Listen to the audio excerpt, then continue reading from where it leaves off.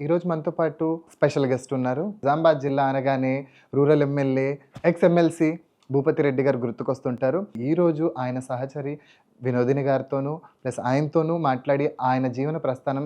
నమస్తే సార్. నమస్తే మేడం. ఎలా ఉన్నారు? పెద్ద పొజిషన్‌లో ఉన్నారు. ఉన్నప్పుడు ఆల్రెడీ అప్పటికే మనకి 2014కి తెలంగాణ ఉద్యమం అంతా సాగుతా ఉంది. సో, ఒక వైఫ్‌గా సాధారణంగా సాలరీ వస్తుంది నెల నెల. ఏదో చేసుకుంటున్నాము, ఆరామ్‌సే బతికేద్దాం కదా! ఎందుకు ఇవన్నీ? అసలుకేం జరిగింది? లేదంటే అసలు మీరు ఎటువంటి సపోర్ట్ ఇచ్చారు? అది నాకు తెలుసుకోవాలంది చెప్పండి.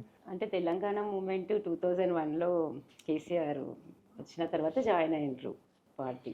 అంటే మన కోసం కాదు, మనం ప్రజల కోసం ఉండాలి, అందరి కోసం ఉపయోగపడాలి అని తెలంగాణ దాంట్లో జాయిన్ అయిపోయారు. జాయిన్ అయ్యారు ఓకే. కానీ అప్పటికే ఆయన డాక్టర్‌గా ఉన్నారు గదా! ఫుల్ ప్రాక్టీస్ ఉండే చాలా.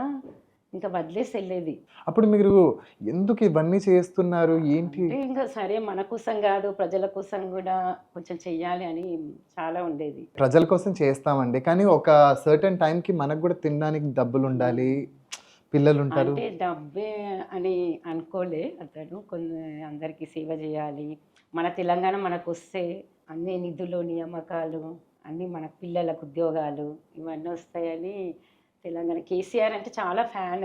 నేను కూడా చాలా ఫ్యాన్ కేసీఆర్ అంటే. ఇంకా సరే కేసీఆర్ అడుగుజాడలో నడుస్తా అని చెప్తే ఇంకా సరే అని. అసలు టీఆర్ఎస్ అన్నది లేకుండా అప్పుడు ఉద్యమం అనేది ఫస్ట్ ఈయన నిజామాబాద్లో చాలా తక్కువ మంది, ఒక 2-3 మెంబర్సే ఉండే. ఇంక ఈయన ప్రతి విలేజ్ వెళ్ళి జెండా పెట్టి అసలు ఒక్కొక్క కార్యకర్తను జమాయిస్తున్నాడు. నాకు ఇప్పటికి అసలు నిజానికి మన జక్రాన్‌పల్లిలో మా నాన్న సాధారణంగా మా నాన్న వాళ్ళకి మాట్లాడుతున్నప్పుడు వాళ్ళు ప్రతి ఒక్కళ్ళు మీరు అంటున్న ఈ విషయాలన్నీ చెప్తా ఉంటారనమాట. అందుకే నేను ఎప్పుడూ గూగుల్‌లో సెర్చ్ చేస్తూ ఉంటా. అసలు పర్సనల్ లైఫ్ ఇంట్లో వాళ్ళు తిట్టలేదా? ఏంది? అసలుకి అంత ధైర్యంగా ఎలా వచ్చేస్తారు? అంత పెద్ద జాబ్‌ని వదిలేసి? ఇదంతా మైండ్‌లో ఎప్పుడూ కదులుతూ ఉండేది. సో, అది తెలుసుకోవాలని ఎప్పుడూ ఉండేది. ఆ టైంలో ముఖ్యంగా మీరు పిల్లలు కూడా ఇద్దరు పిల్లలు మీకు. చిన్న పిల్లలు అప్పుడు 20 ఇయర్స్ బ్యాక్ కదా, చిన్నగా ఉండేరు పిల్లలు. ఇంకా అంత పిల్లల్ని నేనే చూసుకునేదాన్ని. ఇంకా టైం ఉండేది కాదు. ఇటు పేషెన్స్, ఇటు ఉద్యమము మొత్తం ఊర్లో తిరిగేది రోజు. ఇక్కడ పేషెన్స్ ఫుల్ హాల్లో ఫుల్ పేషెన్స్ వెయిట్ చేసేది.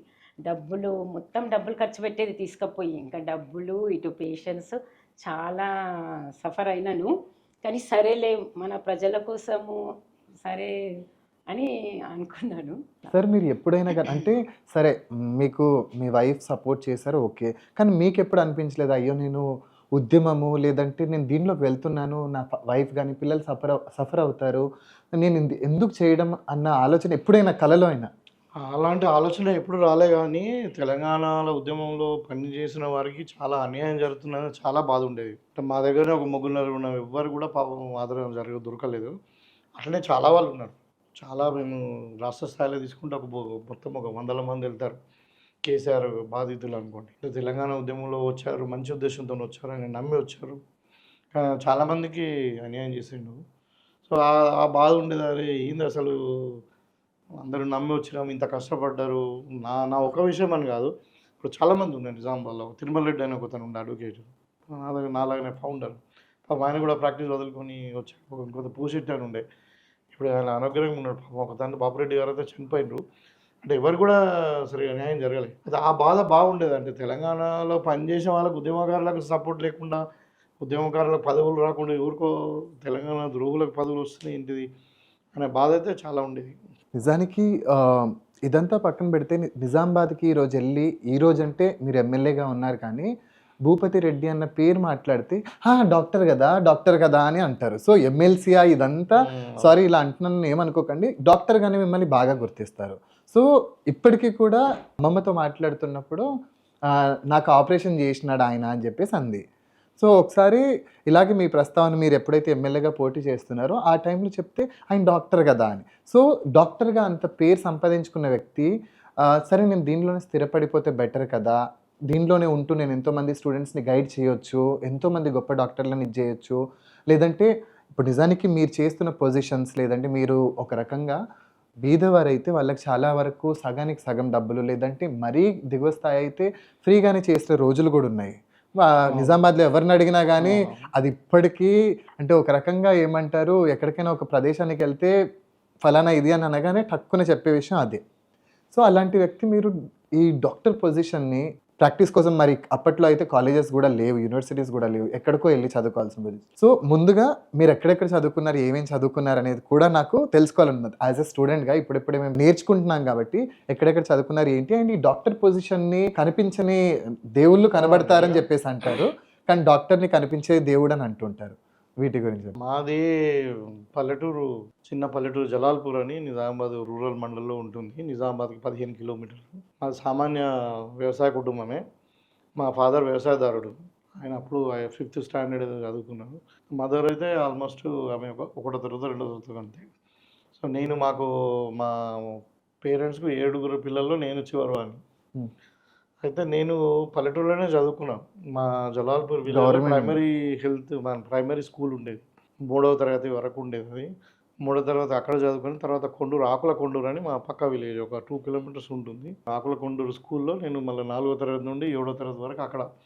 రోడ్డు లేకుండేది. మేము అంటే మా పొలాల నుండి నడుచుకుంటూ వెళ్ళేవాళ్ళము. మధ్యాహ్నం ఒక వాగు ఉండేది. వర్షం పడితే ఆ వాగేస్తే స్కూల్ బంద్ ఉండేది. ఇక వెళ్ళేటోళ్ళం కాదు. సో టోటల్‌గా తెలుగు మీడియంలోనే 7వ తరగతి వరకు ఆకుల కొండూరు స్కూల్‌లో చదువుకున్నాము. అంటే దాని ఇప్పుడు తిరువనపల్లి విలేజ్ అది. తర్వాత మళ్ళా 8th నుండి నిజామాబాద్‌లో ఖలీల్వాడి హై స్కూల్ 10th వరకు చదువుకొని మళ్ళీ జూనియర్ కాలేజ్, మాది గవర్నమెంట్ జూనియర్ కాలేజ్ ఖిల్లా. అక్కడ చదువుకున్న తర్వాత అప్పుడు ఒక డ్రీమ్ మాకు, అసలు డాక్టర్ కావాలి, అదొక లైఫ్ అంబిషన్ లాగా ఉండింది. సో అంటే ఎంబీబీఎస్లో రాసాము, మంచి టాప్ ర్యాంక్ తెచ్చుకున్నాము అప్పుడు. మళ్ళీ బ్రిలియంట్ స్టూడెంట్గా కూడా మీరు అసలుకి నాది ఎంబీబీఎస్లో కూడా నాది 27th ర్యాంక్ అప్పుడు స్టేట్ ఉండేది అప్పుడు. మొత్తం ఆంధ్రప్రదేశ్ కలిసి ఒకటే ఎగ్జామ్ ఉండేది. సో అప్పుడు 27th ర్యాంక్ నాకు గాంధీ మెడికల్ కాలేజ్లో. ఆల్మోస్ట్ సెకండ్ తర్వాత గాంధీ మెడికల్ కాలేజ్లో ఎంబీబీఎస్ అయిపోయింది. ఇక తర్వాత మళ్ళీ ఉస్మానియా మెడికల్ కాలేజ్లో ఎంఎస్ ఆర్థోపెడిక్స్లో జాయిన్ అయ్యాను. ఆ రకంగా మొత్తానికి మొత్తం ఎడ్యుకేషన్ తెలుగు మీడియము, గవర్నమెంట్ స్కూళ్ళలోనే చదువుకున్నాము. కాకపోతే ఒక డ్రీమ్ అది, ఒక డాక్టర్ కావాలి అంటే. మేము ఇంటర్మీడియట్ తర్వాత కూడా కోచింగ్ ఇటు హైదరాబాద్కి వచ్చినప్పుడు అందరు స్టూడెంట్స్ తెల్ల కొట్టేసుకొని పోతే మనం ఎప్పుడు వేసుకుంటామని ఒక అంబిషన్, డాక్టర్ అని అనిపించుకోవాలి. సాధారణంగా కాలేజెస్ నుంచి అంటే మా డాక్టర్ కావాలని ఒక డ్రీమ్ ఉండే నాకు. కానీ మీరు నిజానికి డాక్టర్గా నిజంగా 20 ఏళ్ళు అనుకుంటాను నాకు తెలిసి, ఇఫ్ ఐఎమ్ నాట్ రాంగ్, 20 ఏళ్ళు మీరు డాక్టర్గా సేవలు అందించారు అండ్ చాలా వర్క్స్ చేశారు. అండ్ అప్పటికే కొన్ని సంస్థల్ని కూడా స్టార్ట్ చేసి వాళ్ళకి కావాల్సిన సదుపాయాలన్నీ ఏర్పాటు చేయడము అండ్ క్యాంపెయిన్స్ చాలా చేశారు. సాధారణంగా ఒక స్టూడెంట్ లైఫ్లో నుంచే మనకి రాజకీయాల వైపు కానీ, లేదంటే నేను ఒక రాజకీయ నాయకుడు అవ్వాలని, డాక్టర్ అవ్వాలని అంత కలలు కన్న వ్యక్తి ఇది యాక్సిడెంటల్ అనొచ్చు ఒక రకంగా, అంటే ఎమ్మెల్యే కానీ. నిజంగానే నేను రాజకీయంలో వెళ్తానని ఊహించలేదు. నా దగ్గర మా క్లాస్మేట్స్ కానీ, ఇప్పుడు మెడికల్ కాలేజ్లో ఉన్న వాళ్ళు కానీ, ఇప్పుడు జూనియర్ కాలేజ్లో ఉన్నప్పుడు కానీ, నాకు ఇప్పుడు పోస్ట్ గ్రాడ్యుయేషన్లో కానీ, అండర్ గ్రాడ్యుయేషన్లో కానీ ఎవరు కూడా నేను రాజకీయాలకు వెళ్తానని ఎవరు అనుకోరు. ఎందుకంటే నేను అప్పుడు మొత్తం పుస్తకాల పురుగులాగా, అంటే మొత్తం స్టూడియోస్గా ఉండేవాళ్ళము, అంత టాపర్స్. నాది ఎంఎస్లో కూడా నాది 6th ర్యాంక్. నేను ఉస్మానియా మెడికల్ కాలేజ్లో ఆర్థోపెడిక్స్లో సీట్ రావాలంటే అది మామూలు విషయం కాదు.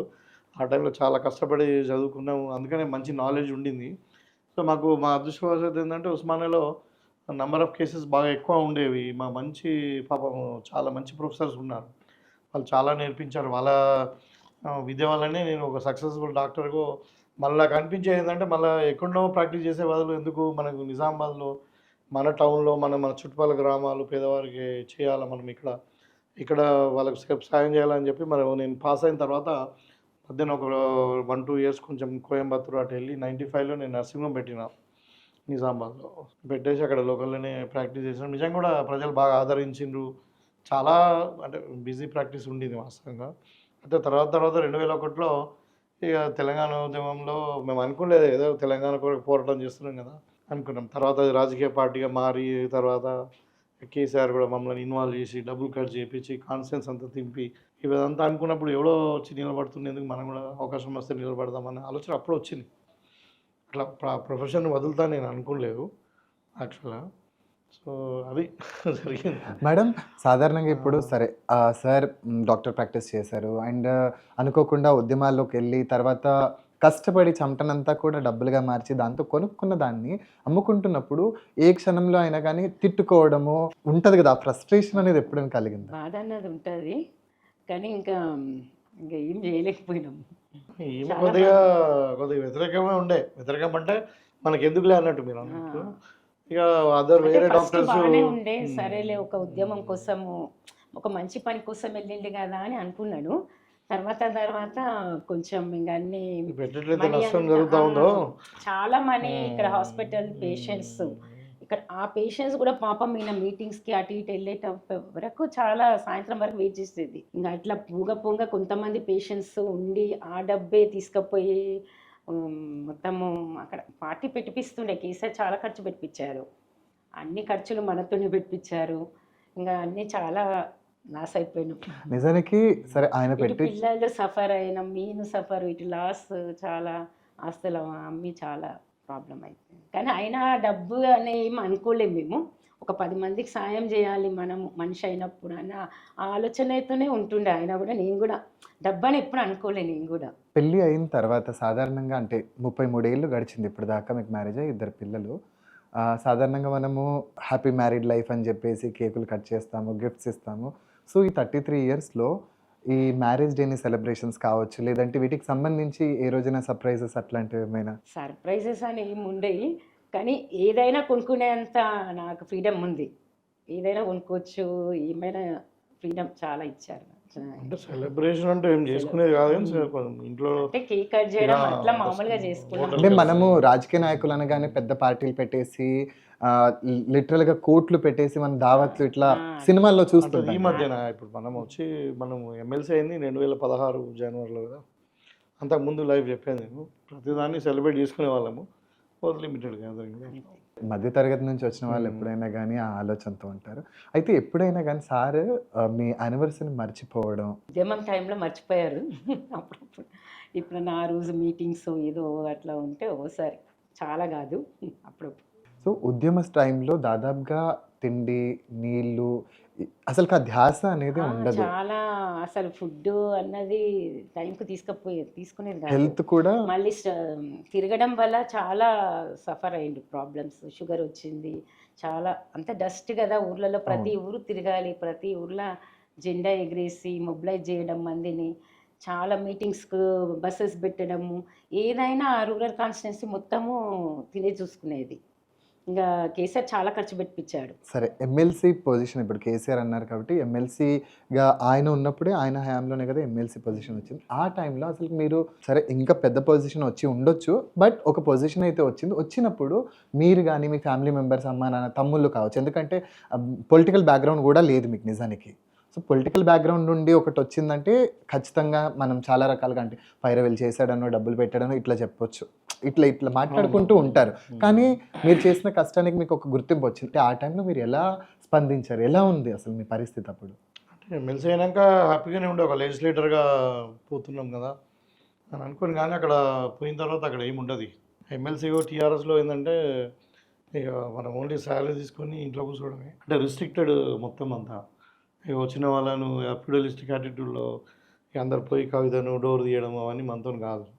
సో వీళ్ళందరూ కూడా అట్లా చేసి తర్వాత దీంట్లో అసలు నేను వచ్చిందే సరే రాజకీయంలోకి వస్తాను అనుకోలేదు, ఉద్యమంలో వచ్చాము. వచ్చిన తర్వాత రాజకీయంలోకి రమ్మని చెప్పి వాళ్ళే ఆహ్వానించారు, తర్వాత నన్ను పని చేయించుకున్నారు, తర్వాత టికెట్ ఇవ్వకుండా ఇది చేశారు. సరే ఎమ్మెల్సీ ఇచ్చిన తర్వాత కూడా నేను వచ్చింది ప్రజలకు ఉపయోగపడాలి కదా. నేను ఎమ్మెల్సీ తీసుకొని అన్ఎంప్లాయిడ్ గాను, నాకు హాస్పిటల్లో కూర్చుంటే నాకు డబ్బులు వచ్చేటి, పేషెంట్లకు సర్వీస్ ఇచ్చేవాడిని, నాకు డబ్బులు వచ్చేవి.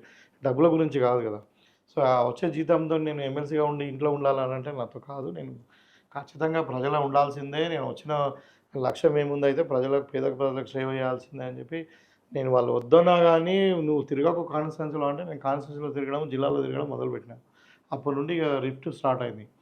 మేము చెప్తే వినరా, కాన్స్టిట్యున్సీలో ఇంటర్ఫియర్ కావద్దండి. ఆయన పద్ధతి కూడా బాగా లేకుండా, అప్పుడు మాజీ ఎమ్మెల్యే ఏదైతే గోవర్ధన్ ఉండో ఆయన యాటిట్యూడ్ బాగుండదు. అంతా చదువులేదు కానీ బాగా గర్వము, అవేర్నెస్ అంతా ఉండి ఆయనతో కలిసి పనిచేయలేని పరిస్థితి. కాబట్టి వీళ్ళతో కుదరలే, చేయనియేటట్టు లేరని అనుకుని నిర్ణయం తీసుకుని మనం ప్రజలకి వెళ్ళిపోయాను. నేను కొంచెం పార్టీని వ్యతిరేకించి కూడా తర్వాత నన్ను సస్పెండ్ చేస్తామని తీర్మానం చేశారు.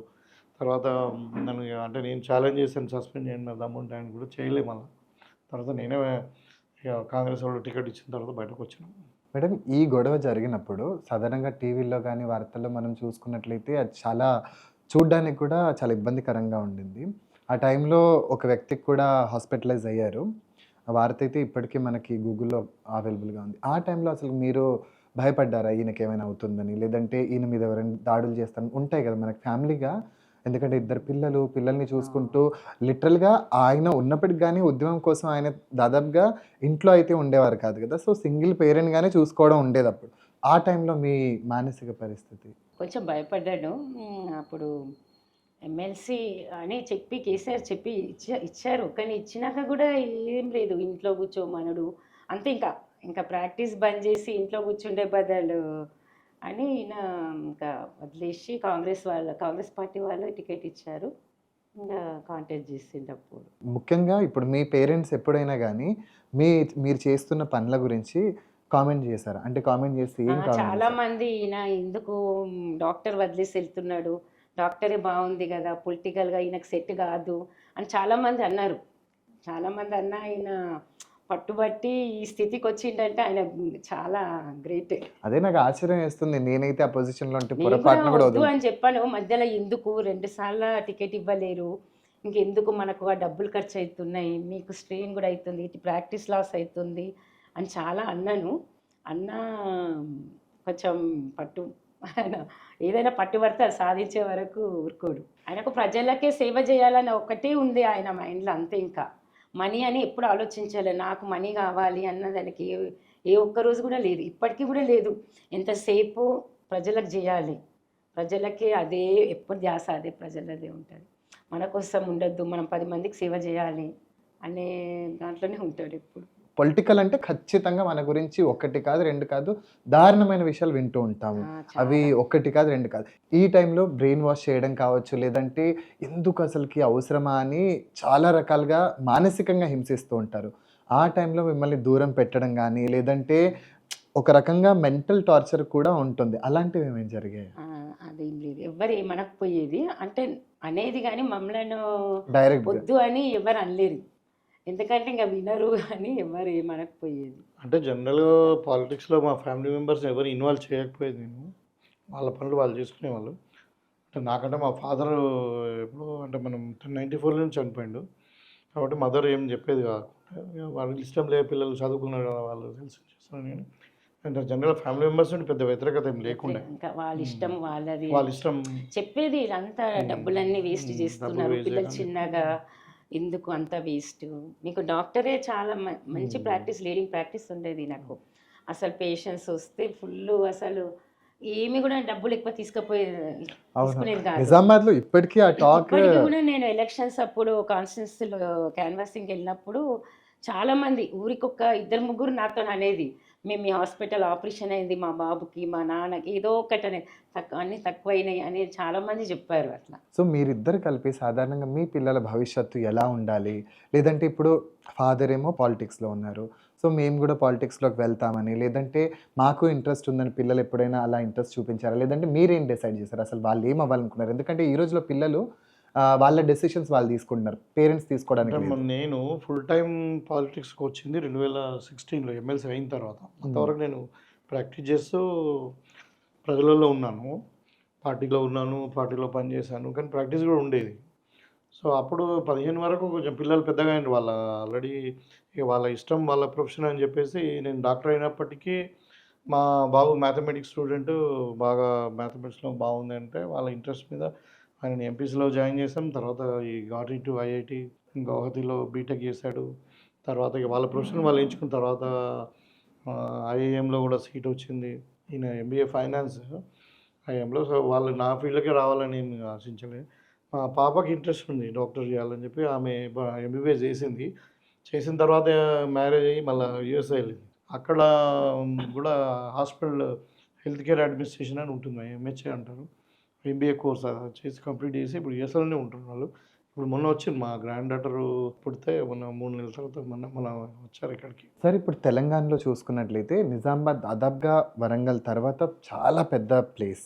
అక్కడ పంట కూడా ఎప్పుడు చూసినా వరి, జొన్న, పసుపు, కూరగాయలు అసలు దాదాపుగా అసలు అక్కడికెళ్తే ఇంక అసలుకి పచ్చని పైరులన్నీ పచ్చని కూడా పైరులు, మనకు నిజామాబాద్‌లో కనబడతాయి. మీకెక్కడ ఎక్కువ ఉండాలనిపిస్తది? నిజామాబాద్‌లోనా? హైదరాబాద్‌లోనా? ఇక్కడ ఏం గందరగోళం లేదు బాగుండింది. కాకపోతే ఏంటంటే 16లో జనవరిలో ఎమ్మెల్సీ అయిన తర్వాత ఇక నేను ప్రజలకు సైడే ఉందాం, ఇంకా ప్రాక్టీస్ బంద్ చేసుకుని ఇప్పుడు ఎమ్మెల్సీగా ఉండి మళ్ళీ ప్రాక్టీస్ చేసి అక్కడ న్యాయం చేయలేం, ఇక్కడ న్యాయం చేయలేం అనే ఉద్దేశంతో ప్రజలకు సేవ చేద్దామనంతో ప్రాక్టీస్ ఆపేసి నేను నా నర్సింగ్ హోమ్ రెంట్కి ఇచ్చేసాను. ఆ తర్వాత ఇక మరి పిల్లల ఎడ్యుకేషన్ అంతా హైదరాబాద్లో కదా, సో నేను అక్కడ ఉండి మరి ఊరికే దాని బదులు ఇక్కడ హైదరాబాద్ షిఫ్ట్ అవుదామని అప్పుడు 16లో ఫ్యామిలీని షిఫ్ట్ చేసినాం ఇక్కడ. ఇక నేను అప్ అండ్ డౌన్ పిల్లలు 16 నుండి ఫ్యామిలీ పిల్లలందరూ కూడా ఇక్కడనే ఉన్నారు, హైదరాబాద్లో ఉన్నారు. ఎక్కడేం ప్రాబ్లం లేదు. ఇక్కడ కూడా మాకు బంధువులు ఫ్రెండ్స్ ఉన్నారు, అక్కడ కూడా ఫ్రెండ్స్ ఉన్నారు. కానీ ఎక్కువ కొంచెం ఇంకా నిజామాబాదే ప్రిఫర్ చేస్తాను. ఇప్పుడు కూడా ఎక్కువ నిజామాబాద్లో ఉంటా కాన్సెన్స్లో, కానీ నిజామాబాద్ ఈజ్ మోర్ కంఫర్టబుల్ మాకు. ఎమ్మెల్సీ అయ్యారు ఓకే. ఆ తర్వాత మధ్యలో ఆయన వద్దనుకొని ఆత్మాభిమానం కోసం బయటకు వచ్చేసారు. మీరు అనుకున్నారా అసలుకి ఆయన ఎమ్మెల్యే అవుతారు, అంతకుముందు చేసిన తప్పే ఇప్పుడు కూడా చేయబోతున్నారు, ఇట్లాంటివి ఏమైనా అనుకున్నారా? ఈ మాకు టికెట్ వస్తే కంపల్సరీ ఈసారి విన్నే అనుకున్నాము. ఎందుకంటే ఈ నిజాయితీ పరుడు ఈయన చాలా అన్ని సేవ చేసిండు కదా, చాలా హౌస్ పేషెంట్స్కి, ఉద్యమకారుడు. ఇక్కడ చూసినా ఈసారి టికెట్ వస్తే ఖచ్చితము అన్నట్లు ఉండే. ఈసారి సర్వేలు కూడా అన్ని ఇతనికి అనుకూలం ఉండే. ఇంకా తప్పకుండా 2018లో నేను ఓడిపోయిన తర్వాత చాలా కష్టపడ్డాం. కాన్స్టిట్యూన్సీలో ఉన్న పోడు భూముల సమస్య అనుకోండి, తర్వాత మంచిప్ప చెరువు విషయం అనుకోండి, విద్యార్థుల విషయంలో కానీ హాస్టల్ విషయంలో అన్ని విషయాలు కూడా అంటే అక్కడ ఉన్న సమస్యల మీద మేము ప్రతినిత్యం పోరాటం చేసి ప్రజల మధ్యనే ఉండి పార్టీకి టీఆర్ఎస్ ప్రభుత్వం అధికారంలో ఉండి దానికి వ్యతిరేకంగా డబుల్ బెడ్రూమ్ ఇండ్ల మీద పోరాటం చేసాం. సో ప్రజల పక్షాన నిలబడ్డాము. ఓడినా గెలిచినా ఆయన ప్రజల వ్యక్తి, ప్రజల మధ్యనే ఉన్నాడు అనే దాని మీద నేను నిజామాబాద్లో ఉండేవాడిని. ఈవెన్ ఓడిపోయినా కానీ అక్కడ నిజామాబాద్లో నా ఉన్న ఇల్లు నర్సింగ్ హోమ్కి ఇచ్చేసి పైన ఇల్లు ఉండేది, నర్సింగ్ హోమ్ పైన ఇల్లు. సో ఇంకా అక్కడ ఉండేది లేదు, ఖలీల్వాడిలో ప్రాబ్లం అవుతుందని చెప్పేసి ఆ ఇల్లు కూడా నర్సింగ్ హోమ్గా మార్చేసి నేను ఒక అపార్ట్మెంట్ తీసుకొని అక్కడే ఉన్నా. అంటే పిల్లలు ఇక్కడ ఉంటే నేను వీకెండ్స్ ఇటు వచ్చేవాడిని. సో అంత 5 ఏళ్ళు ప్రజల మధ్య ఉండడం వల్ల ప్రజలలో ఒక నమ్మకం ఏంటంటే గోవర్ధన్ ఓడగొట్టాలి, భూపతి రెడ్డి అయితేనే కరెక్ట్ పర్సన్. అక్కడ ఈయన నిజాయితీ పరుడు, ఉద్యమకారుడు, ఒక డాక్టరు, మనకు సేవ చేస్తూ అంటాడు, పని చేసి పెడతా అంటాడు, ఒకసారి చూద్దామనే ఆలోచనలో వాళ్ళు వేసిండ్రు. బాగా చాలా అందరూ కష్టపడ్డారు పాపం, నిజాయితీగా వేసారు పాపం వాళ్ళు. పిల్లలు మీతో ఏమైనా మాట్లాడుకుంటుంటారు, మీ గురించి ఇట్లా విన్నాం నాకు బాధ వేసింది, లేదంటే ఎందుకు నాన్న మనకు అవసరం, అమ్మ ఎందుకు నువ్వైనా చెప్పొచ్చు కదా నాన్నకి అని? అప్పుడప్పుడు అనేది తక్కువ మా పిల్లలు అని. అంటే వాళ్ళకు ఒక నమ్మకం మా వాళ్ళు తప్పేం చేయరని. కాకపోతే ఒక్కొక్కసారి అనేది కొంచెం ఏంటంటే వేరే డాక్టర్లు చూడు ఎట్లా సంపాదిస్తున్నారు, నువ్వు మీరు సేవ సేవ అంటున్నారు, అనవసరంగా రాజకీయం అని లేకుంటే తెలంగాణ ఉద్యమం అని చెప్పి మనం ఉన్నది నష్టపోతున్నాం కదా అని కొంచెం వాళ్ళకు అప్పుడు కొద్దిగా ఆలోచన వచ్చేది. అంటే ఇంత కష్టపడ్డా కానీ 2 సార్లు టికెట్ ఇవ్వలే కదా కేసీఆర్. అంటే 2004లో ఇవ్వాలి, 2014లో ఇవ్వాలి. చాలా 2 సార్లు టికెట్ ఇవ్వకుండా కేసీఆర్ ఇచ్చేయడం వల్ల 2 సార్లు సీరియస్గా వాళ్ళు చెప్పడం వల్లనే కష్టపడ్డాము. 2 సార్లు కూడా గెలిచే సీటే. అట్లా కొంచెం బాగా నష్టపోయాను అన్నట్టు. మీరు నిజామాబాద్ కాన్స్టిట్యుయెన్సీలో దాదాపుగా ఎమ్మెల్యే కంటే ముందు కూడా ఎమ్మెల్సీగా ఉన్నప్పుడు కూడా దాదాపుగా ప్రతి ఊరు అక్కడ తండాలు, ముఖ్యంగా ప్రతి తండాలు ఊర్లో ఒకటి చేశారు. ఎక్కడ చూసినా ఈసారి ఇది చేశారు. ఈ వాటర్ ట్యాంక్, ఒక కమ్యూనిటీ హాల్, ఒక టెంపుల్, ఏ ఊరు పోయినా ఈ రోడ్ వేసిండ్రు. అట్లా నేను మన కాన్స్టిట్యున్సీలో ఎలక్షన్స్ అప్పుడు తిరిగినా కదా, ఎన్నికల ప్రచారం కూడా బాగా ప్రతి విలేజ్ లో చాలా పేరు ఉంది నాకు. ఎక్కడ చూసినా చూపించేది ఇది ఇక్కడ కట్టింది. కార్యకర్తలు కూడా చాలా సపోర్ట్ చేస్తారు. అసలు వాళ్ళు ఏ డబ్బు ఆశ పడకుండా చాలా భూపతి రెడ్డి సార్ గెలిస్తే చాలు మాకేమన్నా మంచిగా అవుతుంది అన్న చాలా కార్యకర్తలు చాలా సఫర్ అయ్యారు. 15 years నుంచి మీరు దాదాపుగా ప్రజలతో పొద్దున్న లేస్తే ఫలానా చోట న్యూస్ పేపర్లో ఫలానా ఎక్స్ఎమ్మెల్సీ భూపతి రెడ్డి అక్కడ ఉన్నారు ఇక్కడ ఉన్నారని ఎప్పుడు కనబడుతుంది. సో ముఖ్యంగా ప్రజలు వచ్చి మీతో ఏం మాట్లాడుకునేది, లేదంటే మీరు ఎట్లాంటి జీవితాలని చూసారు? అంటే ఒక అభిప్రాయం అయితే ఉండింది ప్రజలలో, తెలంగాణ వచ్చింది కానీ మనకు అనుకునే జరగట్లేదు అని. ఇప్పుడు సపోజ్ డబుల్ బెడ్రూమ్ ఇల్లు అన్నారు, ఒక్క ఊళ్ళో కూడా జరగలేదు. అందరూ ఆశించారు. కేసీఆర్ ఏదో మాటలు చెప్పింది కదా, అల్లుడస్ ఎక్కడ ఉండాలి, బిడ్డస్ ఎక్కడ ఉండాలి, ఏదో కథలు చెప్పి అన్ని. అది ఇవాళ 10 సంవత్సరాల తర్వాత కూడా మాకు ఇల్లు రాలేదని. ఇప్పుడు ఏ ఊళ్ళో చూసినా మీరు చూస్తే 10 సంవత్సరాల కింద కాంగ్రెస్ పార్టీ ఇచ్చిన ఇళ్ళే ఉన్నాయి అన్ని. ఎక్కడ చూసినా అయితే అట్లా కొన్ని ఆశించారు. కొన్ని పిల్లలకు ఉద్యోగాలు వస్తాయని ఆశించారు, పంటల పొలాలకు నీళ్ళు వస్తాయని ఆశించారు, రైతులకు రుణమాఫీ వస్తాయని ఆశించారు. అన్నీ కాకపోగా ఇంకేమైందంటే మొత్తం ఫ్యూడలిస్టిక్ కుటుంబ పాలన అయిపోయి, అవినీతి ఎక్కువైపోయి, దోపిడీ, దౌర్జన్యం. ఇప్పుడు మా కాన్సెన్స్లో గోవర్ధన్ చేపట్టే లంచాలంతా కూడా భూ కబ్జాలు చేయడము, బెదిరించడము, దొంగ కేసులు పెట్టియడము, ఎస్సీ ఎస్టీ కేసులు పెట్టియడము, ఒక రకం కాదంటే ఒక అరాచకంలా ఉండి దీని నుండి అరే భూపదేశ్ సార్ వస్తే ఒకడే ఢీకొంటాడు, ఆయన గట్టిగా నిలబడగలుగుతాడు మాట మీద, మనం కాపాడుకుంటాడు అనే ఆలోచన చాలామంది వచ్చి చెప్పేవాళ్ళు. సార్ మీరు రావాలి సార్, ఈ దరిద్రుడు ఓడిపోవాలని తిట్టుకుంటూ చెప్పేవాళ్ళు. కేసీఆర్ చెప్పిన దాంట్లో మెయిన్ అంశాలు ఏది కాలే. మెయిన్ అంశాలు అంటే ఇప్పుడు ఇండ్ల గురించి మాట్లాడారు, ఉద్యోగాల గురించి మాట్లాడారు, పొలాలకు పంట పొలాల సాగునీరు గురించి మాట్లాడారు. ఇవి మూడు కూడా ఏవి కాలే. కాకపోగా మొత్తం ఐదుగురు కుటుంబంలో వచ్చి పదవులు తీసుకొని ఇక్కడ మొత్తం ప్రగతి భవన్లో ఎంట్రీ కాకుండా, ఆయన సెక్రటరీ రాకుండా ఎక్కడ పోతే అక్కడ అవినీతి, ఎమ్మెల్యేలే బాస్ అన్నట్టు వేసేసి మొత్తం కాన్సెన్సీలో అంటే రాచరికం పాలన తయారు చేసేసి, పోలీస్ స్టేషన్లో కూడా ఒక పోలీస్ వాళ్ళు పోయి కంప్లైంట్ ఇస్తే ఎమ్మెల్యే పర్మిషన్ లేకుండా ఎఫ్ఐఆర్ చేసే పరిస్థితి లేకుండే. అలాంటిది వాళ్ళు ఎక్స్పెక్ట్ చేయలేదు. సో ఇప్పుడు మార్పు సరే, ఇప్పుడు మనం 100 చెప్తాం, దాంట్లో 80 90 లేకుంటే 70% మనం చేస్తాం. కానీ ఆయన చేసిన దాంట్లో 70% అసలు ఏది కాలేదు. యూనివర్సిటీ ఎడ్యుకేషన్ కుప్ అయిపోయింది. చివరికి ఇప్పుడు మోడల్ స్కూల్స్ ఉన్నాయి. ఎగ్జాంపుల్ మిడ్ డే మీల్స్ పెట్టింది, మోడల్ స్కూల్స్ కట్టింది కాంగ్రెస్ పార్టీ. ఇప్పుడు తాండాలలో సింగిల్ స్కూల్ టీచర్స్ పెట్టింది కూడా కాంగ్రెస్ పార్టీ. అక్కడ మినిమం మధ్యాహ్న భోజనం పెట్టే పరిస్థితి, పురుగులన్నం పెట్టే పరిస్థితి వచ్చింది. సో ఇదంతా గమనించి వాళ్ళు మార్పు కోరుకున్నారు, రాష్ట్ర స్థాయిలో కోరుకున్నారు. అంటే ఇక్కడ 3 అంశాలు: కేసీఆర్ ఫ్యామిలీ మీద వ్యతిరేకత ఒకటి, పార్టీ మీద వ్యతిరేకత ఒకటి, తర్వాత ఇంకోటి లోకల్ స్థానికంగా ఎమ్మెల్యే మీద ఒకటి వ్యతిరేకత. ఇవన్నీ కూడా పనిచేసినాయి. ఇవాళ సరే మేము వచ్చి 1 ఇయర్ అయింది, చాలా పనులు చేసాం, ఇంకా చేయాల్సింది కూడా చాలా ఉంది. కొన్ని చెప్పినాం, కొన్ని ఇంకా ఆలస్యం అవుతుండొచ్చు. కానీ ఇక్కడ ఆర్థిక పరిస్థితులు అవన్నీ కూడా వాళ్ళకి తెలుస్తూ ఉన్నాయి. ప్రజలకు కూడా, ప్రజలు అమాయకులేం కారు. ఇప్పుడు చదువు రాని వాళ్ళు కూడా టీవీ చూస్తున్నారు. ఇంతకుముందు అంటే పేపర్ వస్తేనే చదువుకునే వాళ్ళు, వచ్చే వాళ్ళు చదువుకునేవాళ్ళు. ఇప్పుడు మనకి ఏం చేస్తున్నారో టీవీలో తెలిసిపోతుంది కదా.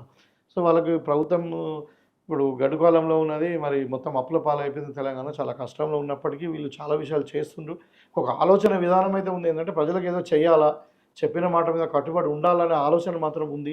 సరే ఇవాళ కాకుండా రేపు చేస్తారనే నమ్మకం వీళ్ళ ప్రజలలో వచ్చింది. సరే అని ఇప్పుడు సమాజంలో ఒకరిద్దరు క్రిటిక్స్ ఉంటారు. ఎప్పుడు ఎంత చేసినా ఒక స్టూడెంట్కు 90 మార్కులు వచ్చినా ఇంకా 10 మార్కులు రాలే కదా అనేటోళ్ళు కూడా ఉంటారు. అది పెద్ద మ్యాటర్ కాదు. సో చాలా బాగుంది. ఇప్పుడు యాక్చువల్ చెప్పాలంటే ప్రజాస్వామ్యం ప్రజలలో మనకు మీరు చూడొచ్చు. ఎక్కడైనా మీరు విలేజ్లో కూడా అడగండి, ఇంకా తాండాలలో కూడా అడగండి. ఇప్పుడు హ్యాపీ ఉన్నారు. సాధారణంగా మనకి ఇష్టాలు ఉంటాయి. సార్కి ఏ కర్రీ అంటే ఇష్టం? అంటే లైక్ ఫుడ్ పరంగా. కీమా, ఫిష్. మేడంకి మీరు చెప్పాలి. మేడం కూడా అంటే కీమా, తర్వాత పప్పు. వెజిటేరియన్ ఎక్కువ తింటారు. మా ఇంట్లో ఎక్కువ వెజిటేరియన్ ప్రిపేర్ చేస్తారు. పెళ్ళైన తొలి రోజుల్లో సినిమాలకి వెళ్ళారా? తక్కువ. రోజు మొత్తం పూర్తిగా మీకే కేటాయించడం అట్లాంటివి ఉన్నాయా ప్రస్తుతానికి? ఇంట్లో ఉన్నప్పుడు టీవీ చూస్తాం. టీవీ అంటే సినిమాలు కూడా తక్కువనే, కానీ ఇంట్లో కూర్చొని పిల్లలు అందరం టీవీలో సినిమాలు ఉంటాయి. మీరు ముఖ్యంగా యంగ్స్టర్స్కి ఏం చెప్పాలనుకుంటారు? పాలిటిక్స్లో రానివ్వండి, లేదంటే ఇంకేదైనా, వాళ్ళకి చాలా ప్యాషన్స్ ఉంటాయి, పర్సూ చేయాలని అనుకుంటారు. కానీ కొన్నిసార్లు ఫినాన్షియల్ సపోర్ట్ కావచ్చు, పేరెంట్స్ నుంచి సపోర్ట్ లేకపోవడం. ఎస్పెషల్లీ యువకుడికి ఒక గోల్ ఉండాలి. ఆ గోల్ కొరకు వాళ్ళు కష్టపడుతూ ఉండాలి. చాలామంది ఎక్కడైనా చూడండి మీరు, చాలా ఫెయిల్యూర్స్ ఉంటాయి. Failure is a stepping stone for success అనుకోవాలి. ఎప్పుడు గివ్ అప్ చేయొద్దని నేను అనుకుంటున్నాను. తర్వాత ఒకటి ఏంటంటే, ఈయన మధ్యలో వదిలేయలే, దాన్ని పట్టుబట్టి లాస్ట్ వరకు వచ్చి అనుకున్న సాధించాడు. అది హ్యాపీ ఉంది మాకు. సరే ఫస్ట్ ఫెయిల్ అవ్వకుండా వచ్చినా కానీ చాలా సఫర్ అయినాము. కానీ లాస్ట్గా కాంగ్రెస్ పార్టీ టికెట్ ఇవ్వడము చాలా చేసింది కాంగ్రెస్ పార్టీ. ఇంకొకటి ఏంటంటే, ఆ గోల్ అచీవ్ చేయడానికి కష్టపడమే కాకుండా, ఇప్పుడు ప్రతి మనిషికి ఒక ఇండివిజువల్ ఉంటాడు, ఫ్యామిలీ ఉంటుంది, సమాజం ఉంటుంది. సో నీ ఇండివిజువల్కు కొంచెం టైం ఇవ్వు, ఫ్యామిలీకి కొంచెం టైం ఇవ్వు, తర్వాత సమాజానికి కూడా టైం ఇవ్వాలి. నేను ఏదంటే ఇప్పుడు ఏదో వచ్చినా మనకి సమాజం ద్వారానే వచ్చింది. పేరు వచ్చినా, డబ్బులు వచ్చినా, ఏది వచ్చినా. ఇప్పుడు నాకు తెల్లారి నేను డాక్టర్కి డబ్బులు ఇచ్చారు. ఎవరు ఇచ్చారు? పేషెంట్సే ఇచ్చారు. అట్లా ఇప్పుడు నేను గెలిచాను, ఎవరు వేసారు? ఓట్లు ప్రజలు వేశారు కదా. అట్లా అంటే నేను తిరిగే సమాజానికి కొంచెం ఇవ్వాలి. మీ టైంలో 24 గంటల్లో 1 గంటను సమాజం కొరకు కేటాయించాలని, అంటే సోషల్ అవుట్లుక్ ఉండాలి. నీ ఏ ప్రొఫెషన్ అయినా ఉండు. సరే ఒక 8 గంటలు నిద్రపోతావు, ఇంకో 8 గంటల్లో నీ ప్రొఫెషన్ చూస్తావు, ఇంకో 4 గంటలు 5 గంటలు మీ ఫ్యామిలీ గురించి స్పెండ్ చేయవు. అట్లీస్ట్ 1 గంట కొరకన్నా సమాజం కొరకు మీరు టైం కేటాయించాలి. యువకులు ఇవాళ చాలామంది ఏంటంటే, అంటే నేను అబ్జర్వ్ చేసింది, చాలామంది మనకెందుకులే అనే ఆలోచన ఉంది. దట్టు ఇంకా ఎక్కువ చదువుకునే వాళ్ళ దాంట్లో ఈ ప్రొఫెషనలిజం ఎక్కువైపోయి ఇంకా డబ్బు సంపాదించిన ఆలోచన. కానీ మనకు మరి మన సమాజం ఏమవుతుంది, సమాజంలో మనం రూల్ ఏంది, మనం కూడా సామాజిక స్పృహ అంటారు. సామాజిక స్పృహ ఉండాలి ప్రతి వాళ్ళు, చదువుకున్న వాళ్ళకి ఇంకెక్కువ ఉండాలి. కానీ అది కొంచెం లోపించినట్టు కనబడుతూ ఉంది. ఇవాళ ఇవాళ ఈ మధ్యన వస్తున్నారు కానీ చాలామంది ఇంతకుముందు అసలు చదువుకున్న వాళ్ళు రాజకీయంలోకి రావాలి అంటేనే అది మనకు కాదు లేదు గూండాలకు లేకుంటే ఇంకో అంటే అలాంటి అభిప్రాయం ఉండేది. కానీ ఈ మధ్యన ప్రొఫెషనల్ చాలామంది వస్తున్నారు. డాక్టర్స్, ఇంజనీర్స్, అడ్వకేట్స్ కానీ సీఏ చదువుకున్న వాళ్ళు బాగా ఎడ్యుకేటెడ్ పీపుల్ వస్తున్నారు, సంతోషం అది. కానీ అంటే ప్రతి యువకునికి వానికి గోల్ ఉండు, దాంతో కష్టపడుతూ సమాజానికి కూడా ఏదో రకంగా వాడు ఉపయోగపడాలన్నది నేను అంటే పిల్లలు చెప్పదలుచుకున్నాను. నిజామాబాద్ కాన్స్టిట్యున్సీలో చూస్తే గుత్పా నుంచి నీళ్లు ఏదైతే ఉన్నాయో ఇవన్నీ కూడా కెనాల్స్ తవ్వించడం ఇవన్నీ ఆ టైంలో మీరు ఎమ్మెల్సీగా ఉన్నప్పుడే ఇది వినిపించింది. అండ్ తర్వాత దీని గురించి చడి చప్పుడు లేకుండా దీని గురించి మీ అభిప్రాయం? అంటే గుత్పా ఎక్స్టెన్షన్ అన్నది చాలా చిన్న ప్రాజెక్ట్. అది 2000 ఎకరాలకు చెరువులు నింపడానికి కావాల్సింది. అది ఇప్పుడు 90% అయిపోయింది. సో ఇంకా అది పెండింగ్ ప్రాజెక్ట్ కింద ఉంది. మేము ఆల్రెడీ ముఖ్యమంత్రి గారి దృష్టికి తీసుకెళ్ళాము, ఇరిగేషన్ మంత్రి గారి దృష్టికి తీసుకెళ్ళాము. దాన్ని కంప్లీట్ చేసి అక్కడ జక్రాన్పల్లి, తర్వాత మున్పల్లి, అర్గులు, నారాయణపేట, లక్ష్మీపేట 5 ఊళ్ళకు సంబంధించిన చెరువులు నింపడానికి అది. అక్కడ కొంచెం అంకాపూర్ కొద్దిగా ఉంది, ఇంకా మన మాకులు మండలం కూడా కొద్దిగా ఉంది. మొత్తం కలిసి ఒక 3000 ఎకరాలకు నీళ్ళు అది కంప్లీట్ చేయాల్సిన అవసరం ఉంది. జక్రాన్పల్లి అంటే గుర్తుకొచ్చింది. అక్కడ ఎయిర్పోర్ట్ కూడా వస్తుందని దాదాపుగా చాలా వార్తలు వచ్చాయి. అది ఎంతవరకు వాస్తవం అండ్ అంటే శాంక్షన్ అయిందా? అంటే రాజశేఖర రెడ్డి గారి టైంలో అక్కడ ఒక సర్వే జరిగి పాసిబిలిటీ ఉంటే అక్కడ ఎయిర్పోర్ట్ పెడదామని అనుకున్నారు. గవర్నమెంట్ ల్యాండ్ అక్కడ ఆ ఏరియాలో కొంచెం చాలా ఉంది, ఒక 400-500 ఎకరాల గవర్నమెంట్ ల్యాండ్ ఉంటుంది. అక్కడ పాసిబుల్ అవుతుందేమో అని చెప్పి ఏదో ప్రపోజల్ పంపించినట్టున్నారు, కానీ అదేం లేదు. ఇప్పుడు ఇంకా అక్కడ ఎయిర్పోర్ట్కి ఇంకా చాలా ల్యాండ్ అవసరం ఉంటుంది. అయితే ఫీజిబిలిటీ రిపోర్ట్ కూడా అనుకూలంగా ఏం లేనట్టుంది.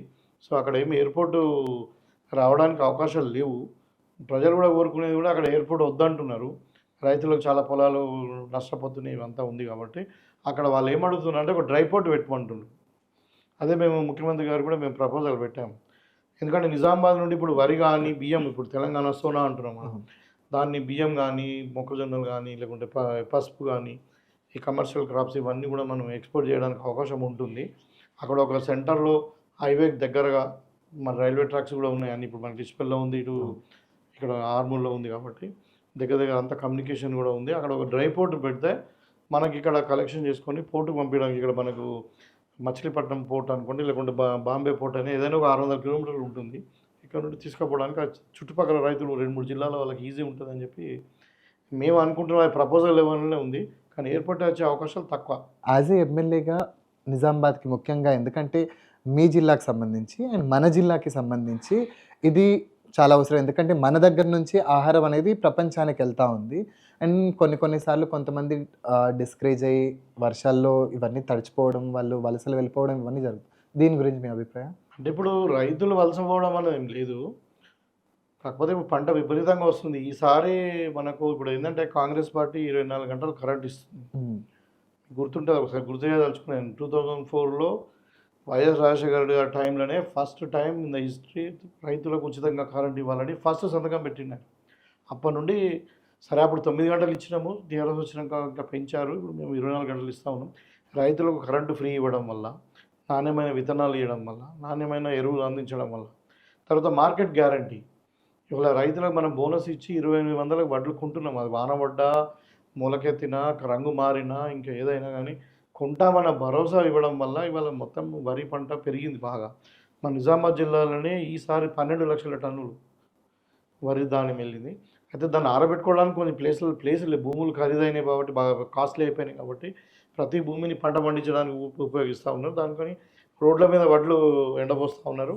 అది కొంచెం ప్రాబ్లమే అవుతుంది ట్రాఫిక్ కానీ భవిష్యత్తులో తప్పకుండా ప్రతి గ్రామంలో ఒక 2-3 ఎకరాలతోని ల్యాండ్ కొని దాంట్లో ఒక కల్లాలుగా ఏర్పాటు చేసి అక్కడే కొనుగోలు కేంద్రాలు పెట్టి రైతులు అక్కడనే మాకు వడ్లు ఎండబోసుకునేటట్టు ప్రయత్నం చేస్తూ ఉన్నాము.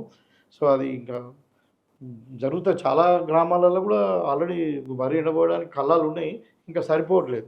సో దాని దృష్టిలో కూడా ప్రభుత్వం దృష్టిలో ఉంది. తప్పకుండా దానికి ఒక సొల్యూషన్ దొరుకుతుంది. Thank you so much Bhupathi గారు, చాలా విషయాన్ని పంచుకోండి. Thank you madam.